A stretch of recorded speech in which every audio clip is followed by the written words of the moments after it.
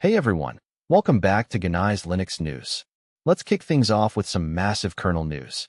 According to Fornix, the Linux 7.2 kernel has officially crossed a pretty mind-blowing milestone.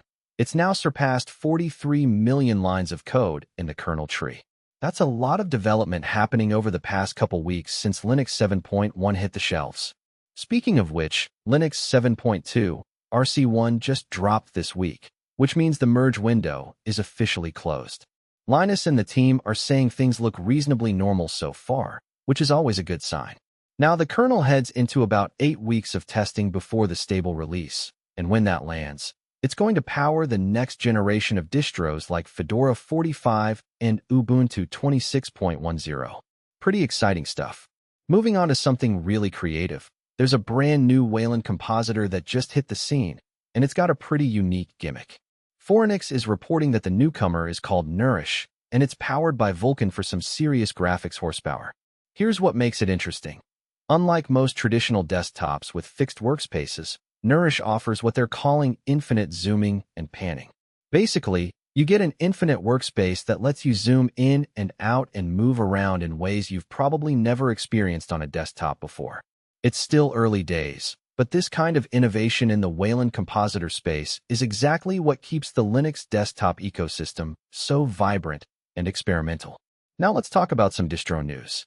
According to Fornix, Mageia 10 ISOs are now available, and this is a pretty significant release for a distribution with real history. Mageia traces its roots back through Mandriva Linux all the way to the legendary Mandrake Linux. And if you were around in the late 90s and early 2000s, you know Mandrake was absolutely foundational to Linux on the desktop. Mageia has been the spiritual successor keeping that legacy alive, and they're continuing to push forward with new releases. If you've got nostalgia for those Mandrake days, or you've been a Mageia user, version 10 is ready to grab right now. Speaking of releases, Fornix is reporting that Arch Linux's Archinstall tool just got a shiny new 4.4 version ahead of the July ISO refresh. For those unfamiliar, Archinstall is the text-based installer that makes setting up Arch Linux way more convenient than it used to be. The big additions in this release: support for the Nairi desktop environment and the Material Shell option.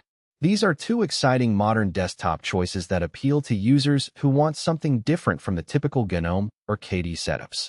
It's nice to see the Arch team expanding what's available right out of the installer. Over in the KDE camp, there's some important crash fixing going on.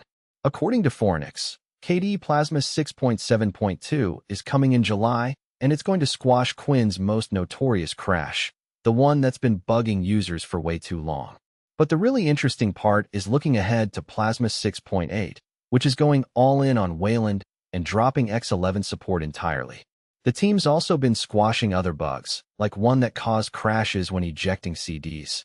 Yeah, they're still supporting that workflow. The Wayland-only future for Plasma is a big deal and shows where the whole ecosystem is heading. And staying in the desktop space, System 76 Cosmic Desktop Environment has been cooking up their own system monitor, and according to Fornix, it's looking absolutely gorgeous.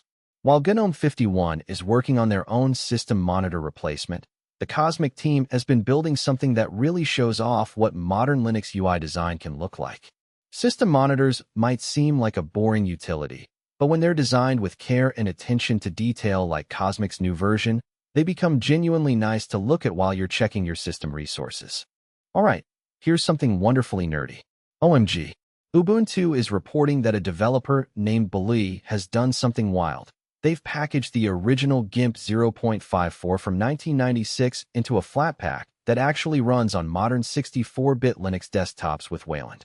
That's right, you can now experience what the legendary FOSS image editor looked like 30 years ago, pre-GTK toolkit and all. This is apparently the earliest version of GIMP that still has its source code available to build. Now, this isn't official GIMP work. It's a community effort and still a work in progress, but it's an amazing way to experience computing history. Pretty cool stuff for anybody nostalgic about the early days of free and open source software. And finally, let's talk about creative tools.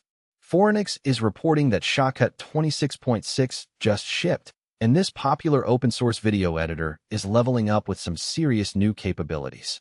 We're talking about improved HDR support, which is increasingly important as more content creators work with high dynamic range video. Plus, Vulkan display support specifically for Linux. For video editors on Linux who've been looking for professional-grade tools with modern graphics acceleration, Shotcut's heading in a really promising direction.